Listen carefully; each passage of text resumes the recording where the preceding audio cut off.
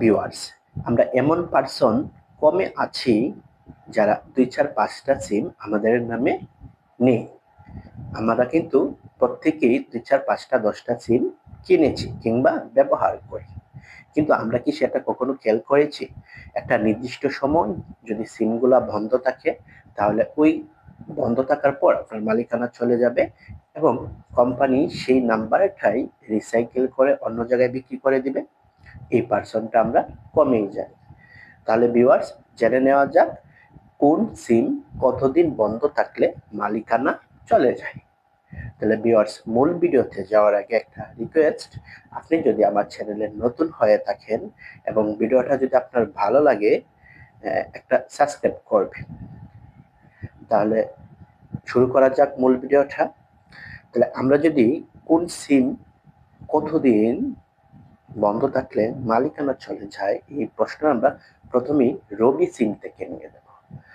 রবি সিম আপনার ব্যালেন্স শেষ হওয়ার পর আপনি যদি 12 মাস বন্ধ রাখেন, অর্থাৎ 1 বছর সময় বন্ধ রাখেন, এর ভিতরে আপনি ব্যবহার করলেন না, টাকা রিচার্জ করলেন না, কথা বললেন না, তাহলে ওই সিমের মালিকানা আপনার চলে যাবে। এরপরে আসেন এয়ারটেল। এয়ারটেলেও ঠিক একই অবস্থা। আপনার ব্যালেন্সের মেয়াদ শেষ হবার পর যদি টানা 12 মাস বন্ধ থাকে, অর্থাৎ 1 বছর বন্ধ থাকে, তাহলে আপনার সিমের মালিকানা হারাবে এবং কোম্পানি ওই সিমটা রিসাইকেল করে অন্য কারো কাছে বিক্রি করে দিবে। এরপরে স্কেটু একটা সিম, ওইটা আপনি আপনার ব্যালেন্সের মেয়াদ শেষ হবার পর 11 মাস যদি বন্ধ থাকে, তাহলে আপনি মালিকানা হারিয়ে ফেলবেন আর কোম্পানি রিসাইকেল করে অন্য জায়গায় বিক্রি করে দেবে। এরপরে আসেন টেলিটক। টেলিটক সিমে আপনার ব্যালেন্সের মেয়াদ শেষ হবার পর যদি 14 থেকে 15 মাস বন্ধ থাকে, তাহলে কোম্পানি এই বন্ধ সুযোগে 14 থেকে 15 মাস অপেক্ষা করার পর সেটা আপনার মালিকানা চলে যাবে এবং রিসাইকেল করে অন্য কারো কাছে বিক্রি করে দেবে।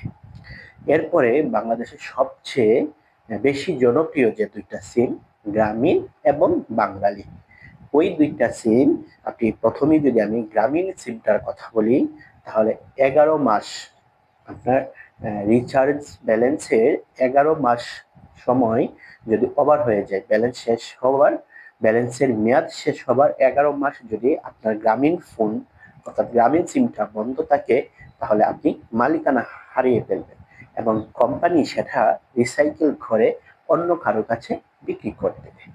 এরপরে আসে বাংলালিংক। বাংলালিংক সিম যদি আপনার ব্যালেন্সের রিচার্জের মেয়াদ শেষ হবার পর আপনার 13 মাস বন্ধ থাকে, তাহলে আপনি মালিকানা হারাবেন এবং কোম্পানি সেটা রিসাইকেল করে অন্য জায়গায় বিক্রি করে দেবে। তো ভিউয়ার্স, এই হচ্ছে আমার মূল ভিডিওটা যাবার শেষ হবার আগে আরেকবার বলতে চাই, চ্যানেলটা একটা সাবস্ক্রাইব করবেন।